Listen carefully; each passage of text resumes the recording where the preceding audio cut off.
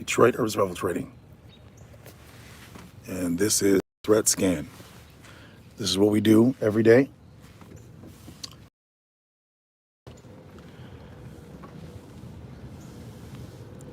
We make sure these are safe. And this is how we get a chance to see our training actually at work in real life. So for us, training is for survival.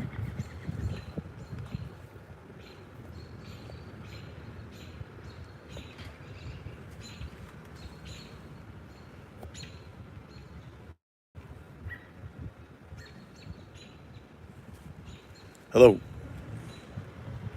So this is threat scanning. This is what we do. We drive to the community and make sure that people are safe.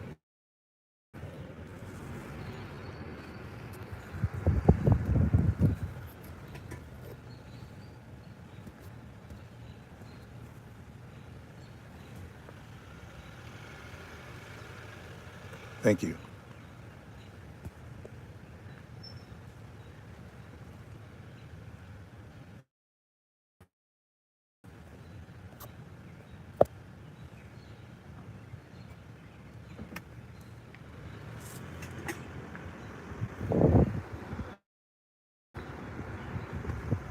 This is Detroit. It's beautiful, beautiful day. It's a beautiful neighborhood. And our goal is to make sure that people stay safe.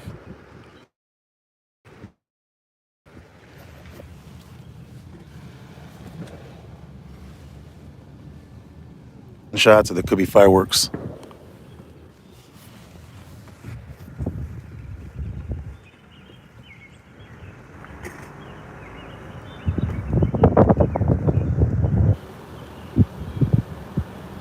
Hello.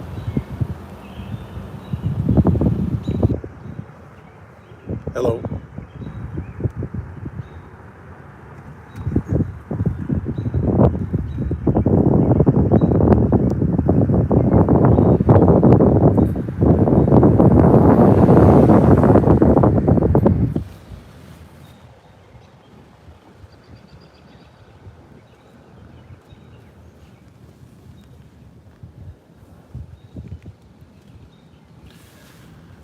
We are hired by the community to protect the community, to make sure that the family stays safe. And the way we do that is by looking for anything that's a threat to the community. So we don't wait until people are attacked in their homes.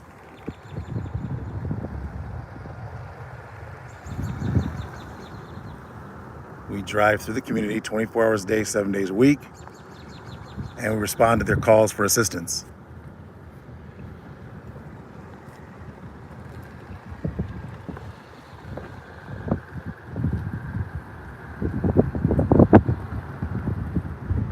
We go anywhere people need help.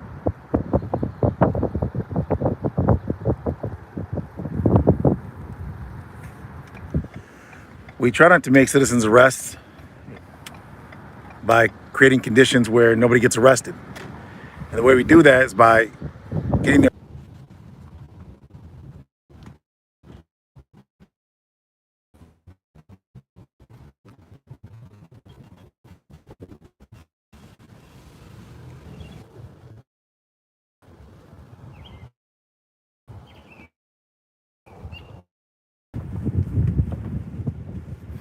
from where I am now.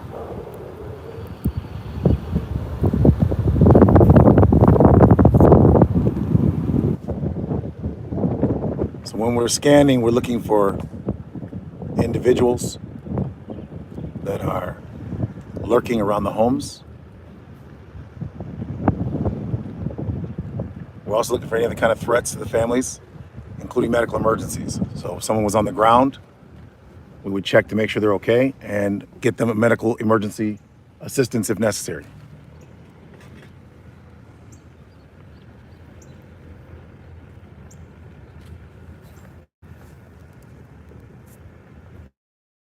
Yep, 9 miles just down the street. A couple miles from where we are now. We're closer to 7 Mile right now.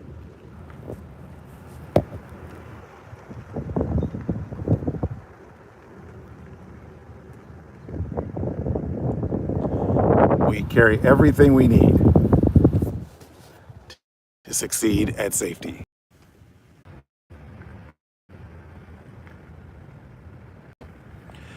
When you're in your community and you see a vehicle that looks suspicious, what you want to do is get the license plate first before you have any contact with the person. And whenever you greet them positive. And you don't ask them questions. You don't ask them, what are they doing here? That's a violation of people's personal space and rights. And it's very invasive. So you don't ask people what they're doing in your community. You ask them in very positive ways how they're doing and welcome them to the community. So when you welcome someone to the community and say, hey, welcome to the community, what happens is they are invoked. They feel inspired to share with you what they're doing there. They'll say, oh, I don't live here. I'm visiting my aunt. Or they'll say, oh, I don't live here. I'm working, for someone here. They'll start telling you things. You don't have to actually ask them why they're in your neighborhood. So whenever you want to find out why someone's in your neighborhood that you don't recognize, the way to do that is to simply communicate with them in a positive way, non-offensively. So when you communicate with people in a positive way, they communicate back positively. But if you run up on someone or you follow someone in the neighborhood just because you don't know them, you will have a negative response. But the negative response is not because the person is necessarily negative. It's because you're following them or because a person approached them in an aggressive way. So you never approach people aggressive will mirror behavior. So if you're positive, they will be positive.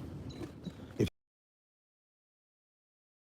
you're negative, you can actually cause someone to be negative with you, even though they didn't want to be. You always want to communicate with people in a very positive way.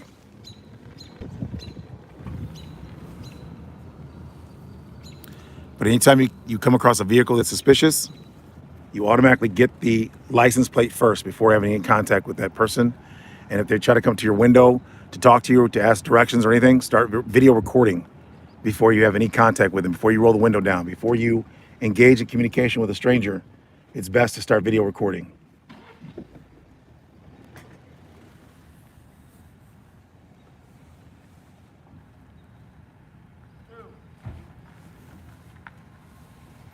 Yes, sir. Yes, sir. Hey, man, I stand Green Acres, man. Yes, sir. How much will it cost us to get this patrol in Green Acres, man? You know what?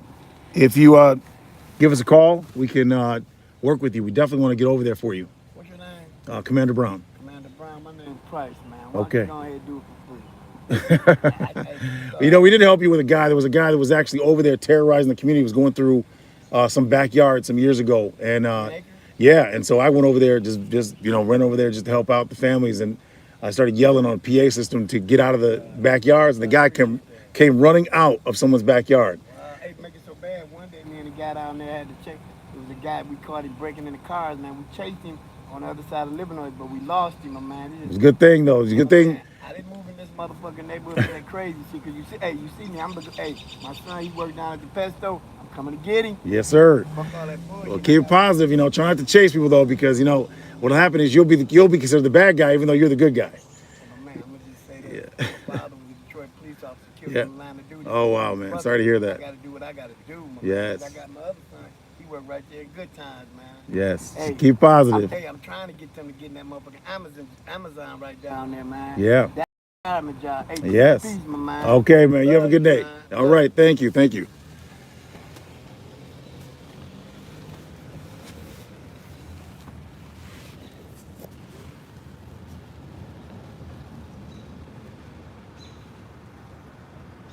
Yes. This is Detroit Urban Survival Training, and this is exactly what we do in real life. We train and we actually protect people. My son, hey, Yes, sir. my son said you be on YouTube? Yes, sir. Hey, my man, what's up? How you What's doing? your name? Commander Brown, Detroit Urban Survival Training. Hey, my man, I'm gonna have to look your ass up, because if I ain't on YouTube, I'm on Pornhub.com. Oh, okay. Hey, straight up, you on Hey, YouTube? come by our facility, man. We got classes right up the street. My son just told me you be on YouTube. I'm gonna look you up. Yeah, please do. Straight up, man. All right, come by our facility for some free training on Friday, 5:30. For what? Free tactical training, gun disarms, knife disarms. Right up there, Ferndale, right? Hey, because I be trying to tell them, just because the motherfucker got a gun, it might not go his way. No, that definitely doesn't. All right, now Have a good one.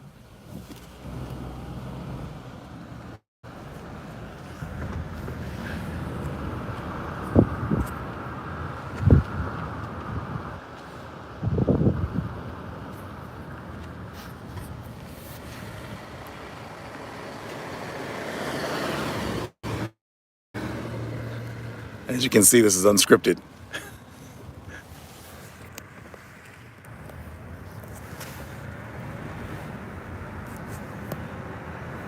It's important to be positive with everyone, even the people that don't live in your community. You still want to be positive with them. In Detroit,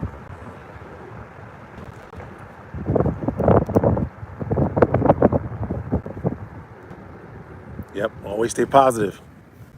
And if you see something that looks criminal, you always call 911 first, call police first, no matter where you live in the world, because it shows you try to seek legal intervention.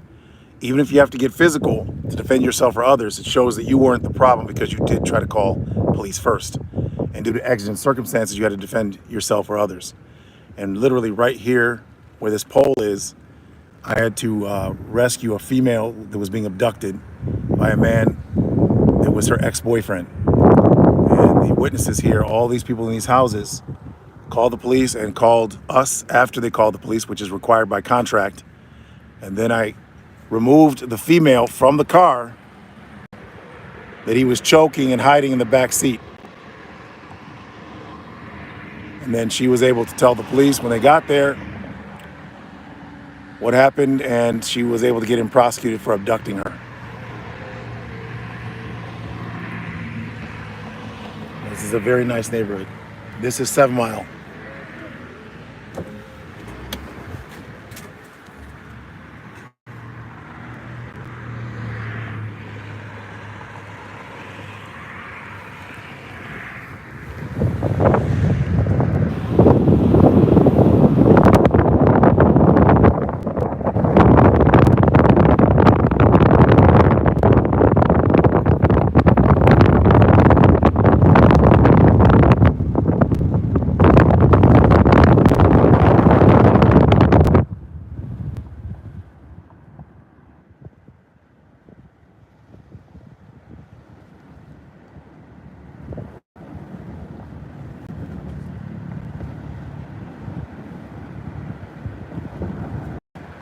This is 7 Mile, and this is considered one of the most dangerous streets in the United States.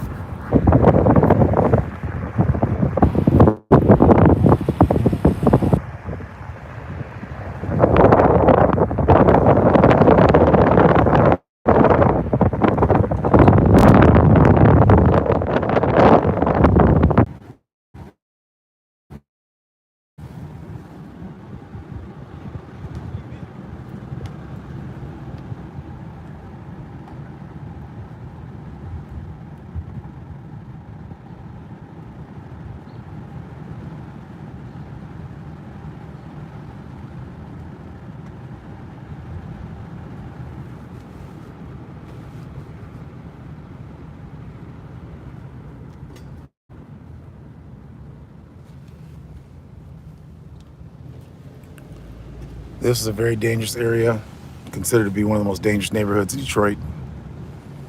We're approaching now.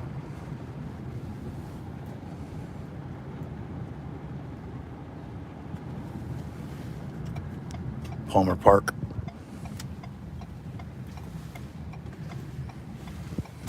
We are contracted to protect 26 of the 60 buildings in this community. People trespassing in some of those buildings we don't work in. But our goal is to make sure that no families are being attacked in these areas.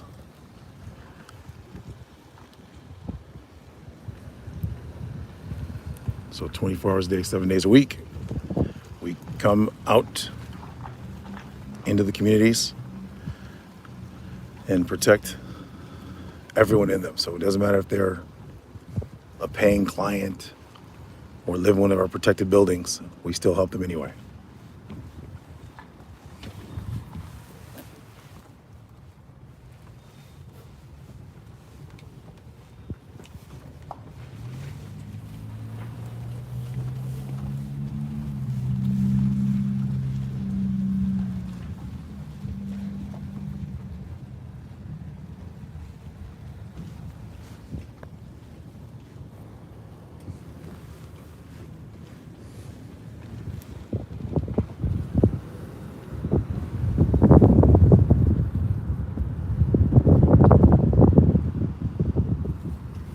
Eminem doesn't live in this area. He doesn't live inside of Detroit, I'm sure.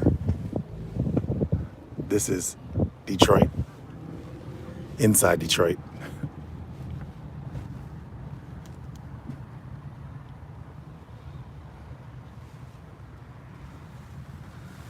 It's one of our buildings here. It's being rehabbed.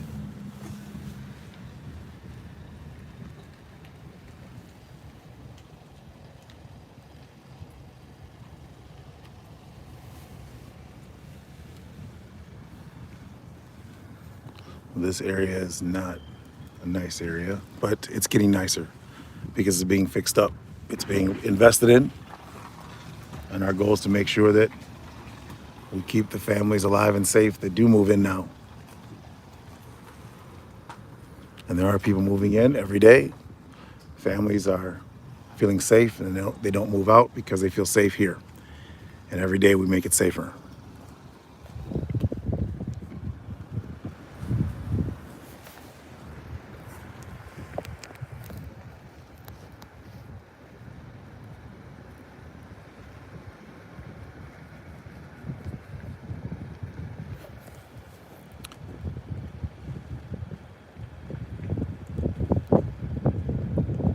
Sounds good. Definitely come by. We bring people out with us all the time to come out and experience scanning the community and see what it's like to make it safe, because our goal is to take the same system around the world, because it's an actual system. You can't just drive around. You have to know what you're doing. And we learned a lot through a lot of failure, a lot of bloodshed, a lot of mistakes. You don't want to make those mistakes. So this is why we train people, so they can learn from our mistakes over the past 27 years dealing with extreme violence. And one of the things you never want to do is put your life in danger for property.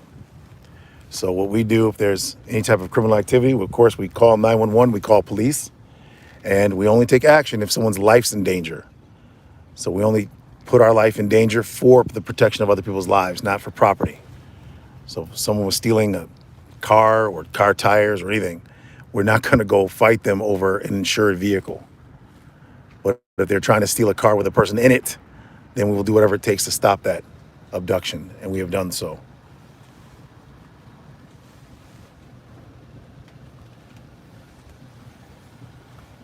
But if you don't have skills, you do not want to be out here in the dark, especially.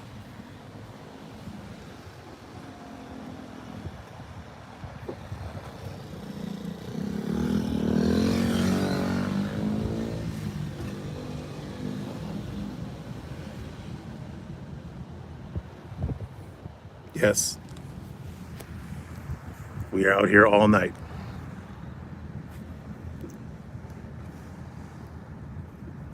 And the most violent criminals are out at 3 o'clock in the morning to 5 a.m.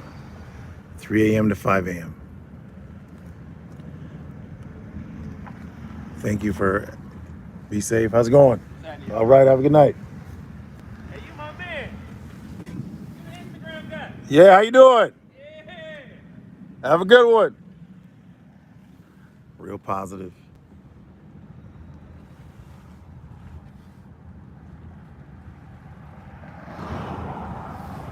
As an example right here, one of the reasons we're looking at these buildings, because this is where they drag women and children to, and they attack them. So we look for and listen for any signs of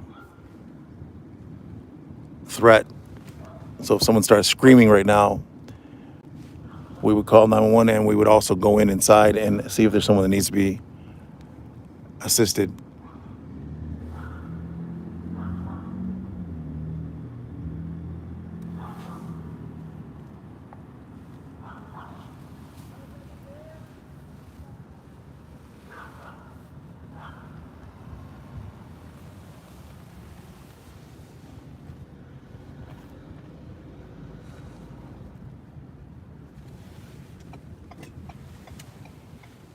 That's an entire abandoned structure there as well. Hundreds of apartments in that building, just like the other one we just passed by.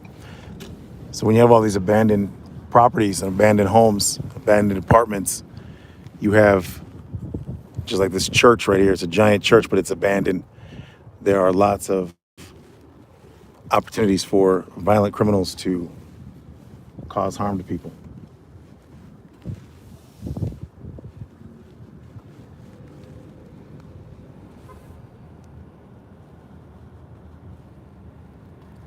So we specifically drive slow to see if we can hear screams or people yelling for help.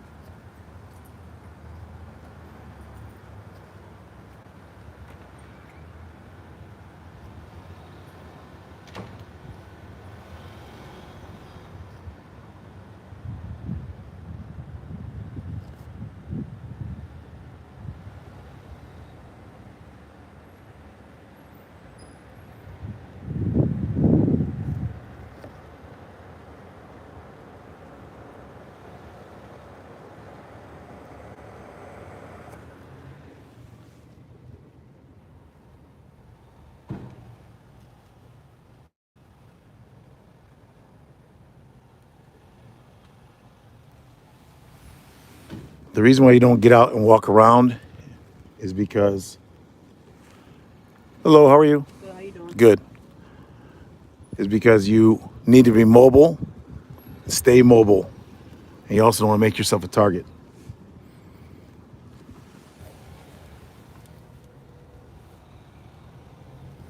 Getting out and walking around is a way to not just decrease your mobility and your speed and your ability to get from one location to another in case of emergency, but you actually put yourself at risk by creating contact that's avoidable and unnecessary.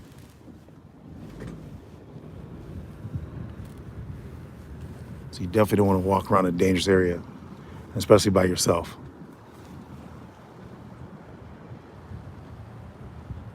The reason why we drive with the lights on is because, number one, we don't want violent criminals to believe there's an opportunity here. We want them to know that there's people that are driving around specifically looking to stop them. And so the lights indicate that there's somebody here that is going to stop them. There's someone driving around specifically here to suppress them. And as a result, they don't want to be where those lights are. So we don't wait for crime to happen and then turn the lights on. We turn the lights on ahead of time to stop the crime. And that is how we're able, that's one of the primary ways we're able to stop criminal activity, is by making sure they understand that we're not going to wait for them to do crime. We're looking now.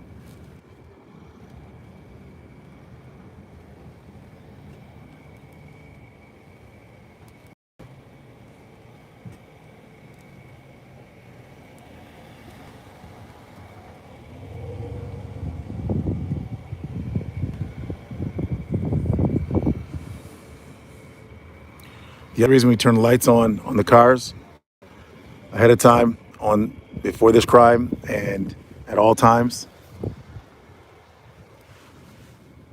I wouldn't say all times, 99% of the time, or I'll say 90% of the time. We do have vehicles we drive with no lights on covertly, and that is to see if there's anyone trying to go outside of our normal methods. The reason why the lights are on is to deny the opportunity for violent criminals to feel comfortable enough to actually try to attack anyone. When they see the lights already on, they feel like they've been had the opportunity to feel comfortable about attacking people.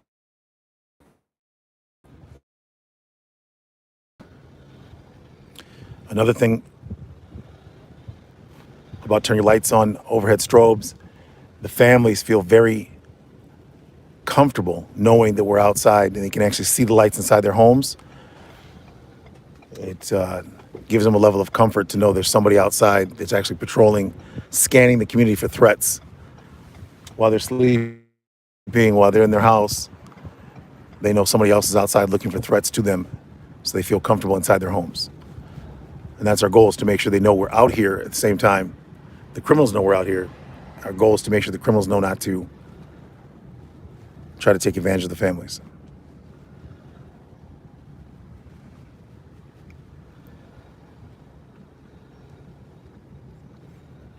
And so we've been doing this for 27 years. And every community that we work in, every community that we protect, every corporation experiences the exact same outcome. No problematic conditions. So we reduce their violence and crime significantly, so there is nothing detectable. So their quality of life is positive. And subsequently, property values increase as their quality of life increased. And the wealthy people got wealthier. And ultimately, the municipality has less problems, less complaints. The police have less complaints. And the police are very positive because we're creating conditions where they have less problematic conditions.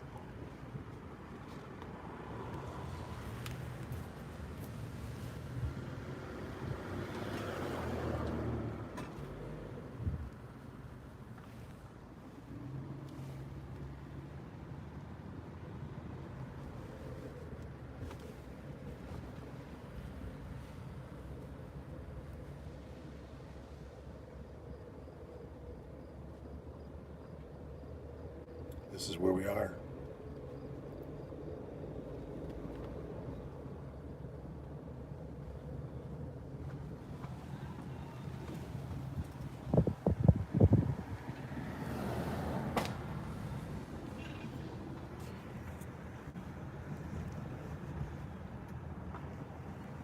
Have a good night.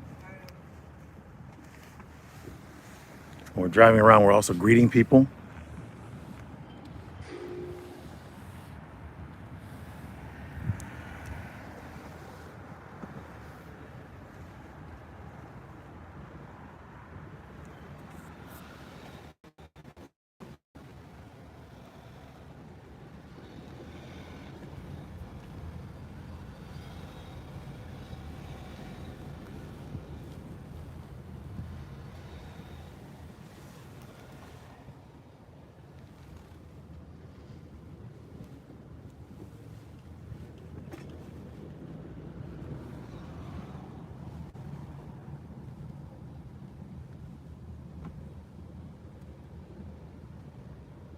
Yes, it definitely gives people a sense of security when they know that people are out there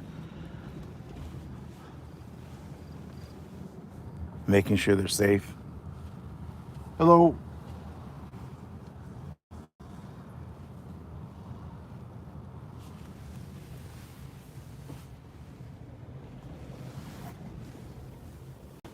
This is an abandoned structure. And so is this over here. And so when we're out here, we're making sure people are not getting pulled into these structures and attacked. Have a good night.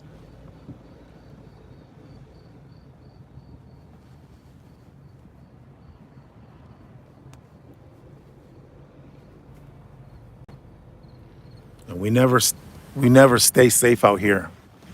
What we do is make it safe out here. There's no way to stay safe and be out in the streets in Detroit in the dark, in the alleys like we are. There's no way to stay safe except to make it safe for others. And that means inherently it's unsafe. And you can't do that if you don't have skills.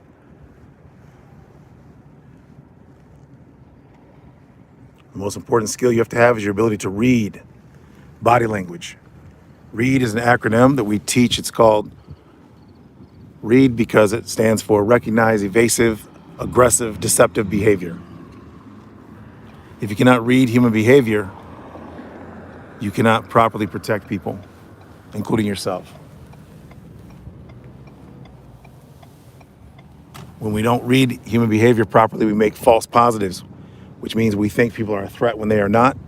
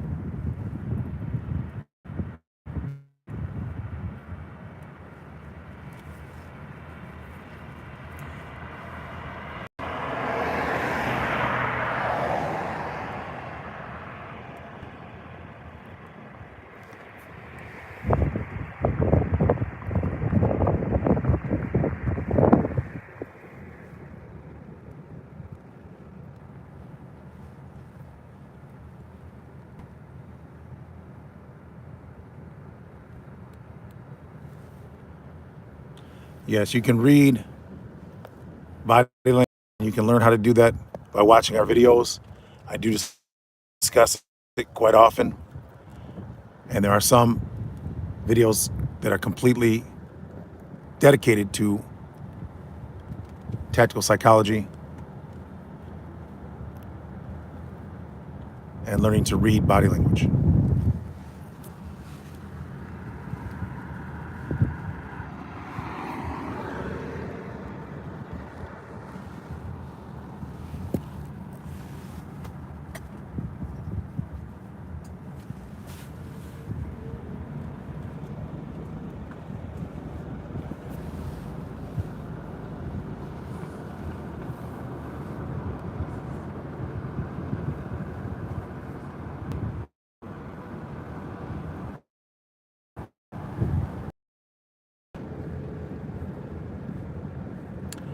The gloves are personal protection equipment, PPE. If you're doing anything serious, you should be wearing gloves. People that are in sports wear gloves. So yeah, you need to wear gloves. People not wearing gloves, that's just not smart. If you're actually protecting people, it's really not smart, because one of the things that's going to happen to you. So not having gloves on is not in your best interest if you're actually protecting.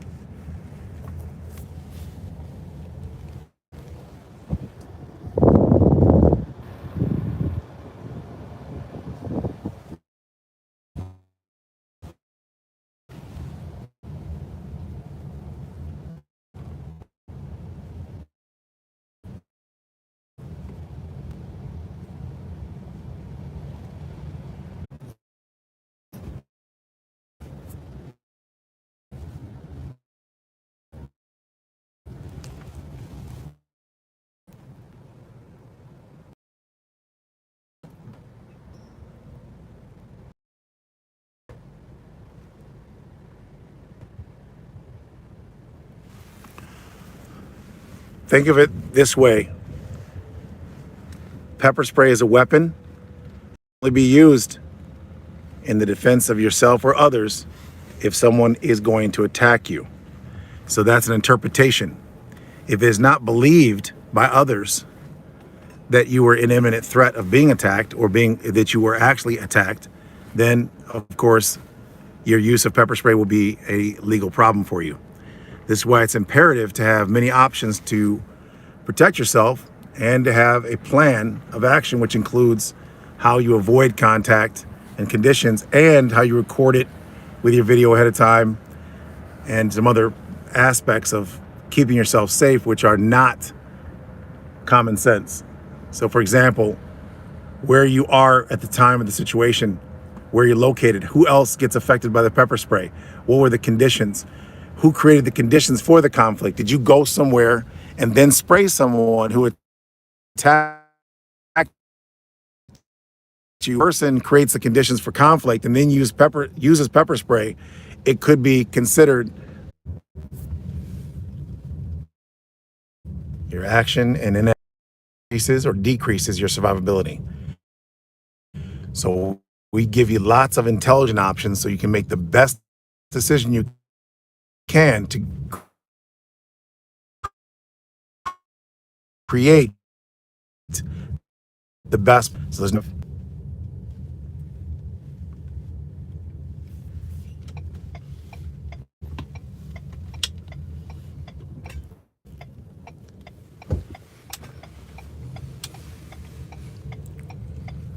Anyone can be helpful at protecting their community, no matter who they are.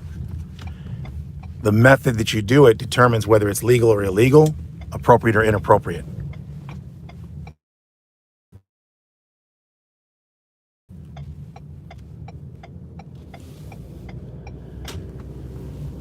Yes, it's lagging because we are in a urban environment where the signal is not stable, unfortunately.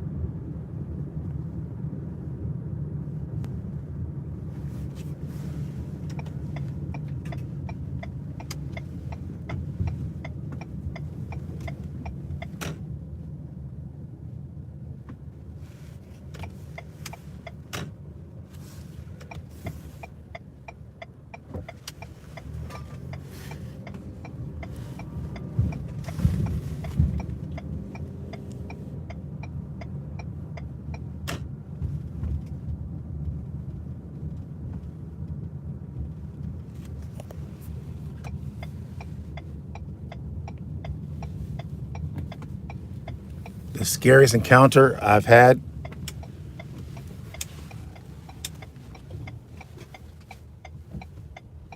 bullets shot into my vehicle by an individual who was running behind my vehicle.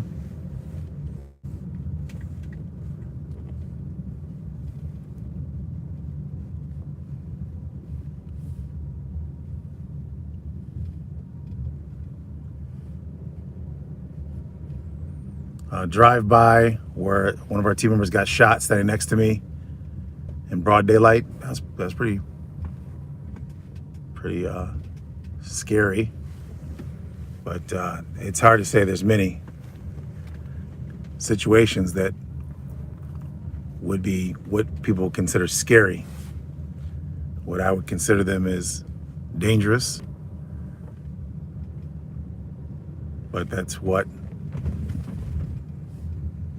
we're here for, is to accept that danger.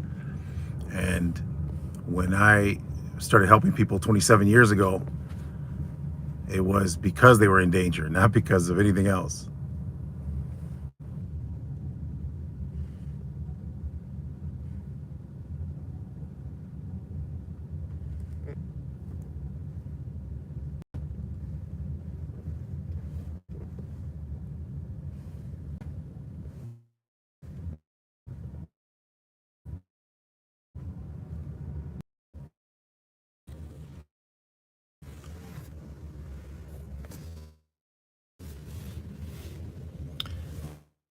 Violent criminals are opportunists.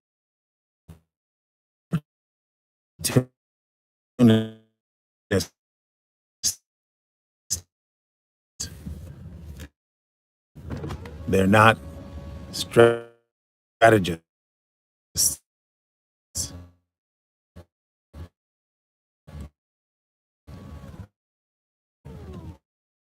So the United States and the children apply side to, unfortunately, every year around the world, thousands of men.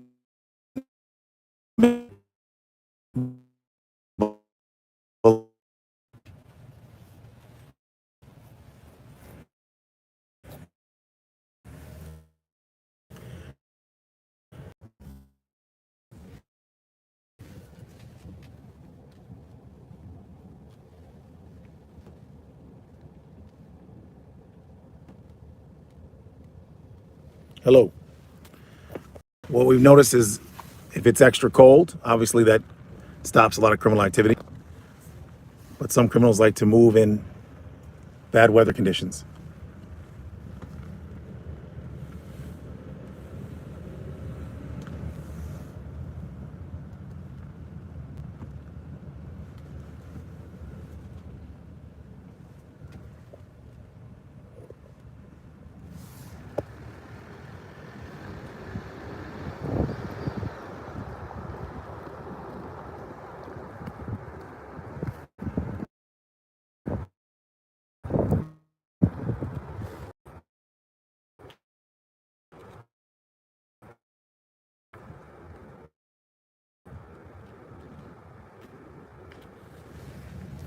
when we're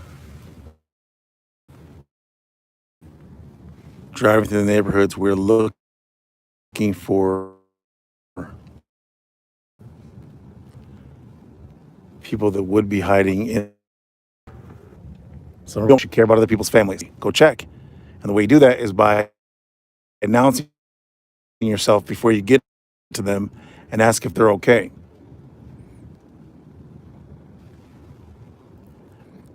This is this in India. Thanks for tuning in, India. Whenever you look at a situation, you should look at it from 3 different perspectives.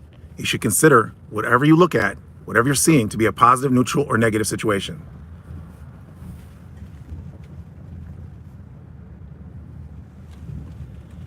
So if you see someone that's on the ground, remember, a positive reason is they could be resting. A neutral reason is they just decided to take a break for a second. And a negative reason is they could need medical attention. So you don't know which one it is when you approach. You shouldn't assume it's any of the 3. You should look for evidence that what you're seeing is positive, neutral, or negative. If there's people in a car that you don't know outside your home, a positive reason is they are visitors that you didn't know were coming over today, or they're bringing someone, a friend or family, over to your home. So not bad guys. A neutral reason is they just pulled over in front of your home because they're lost. They're not thinking about your home. They're just lost and trying to find their way to some address. So they pulled up to your home. So you shouldn't think that they're there to harm you just because.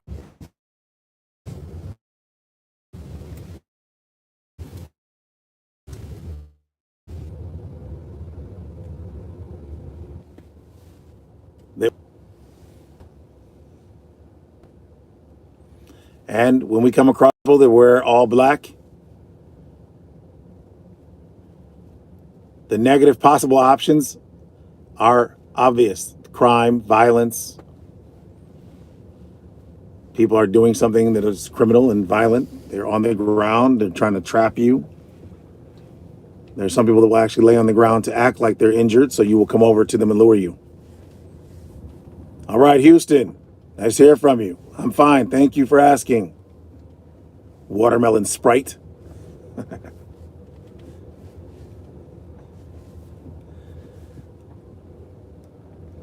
So the lights are on because we want the criminals to stay away. And they do. So we've been in these communities for 12 years, these particular communities. No. Law enforcement is enforcing laws. And protection has very little to do with enforcing laws. When we protect, we are not using the law to protect them. We're using our life. We are literally coming between a violent person and the person they've chosen, the illegal person. The attack of what was initially the person that was the problem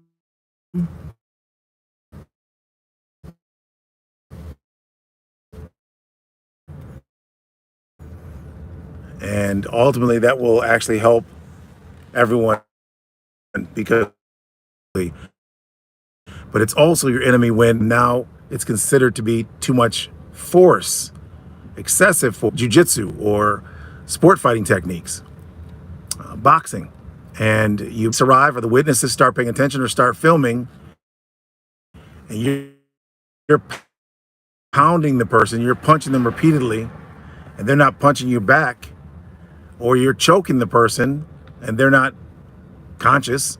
This often leads to people getting criminal charges, determine a lot about how the law will be enforced. So even though the police are coming there to enforce laws to a situation, if you're involved in the situation, you might be the one that, even though you're the good person, the good Samaritan, you might be the one getting arrested because of what the police see when they arrive.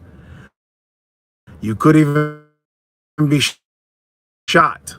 So not only do police officers shoot the good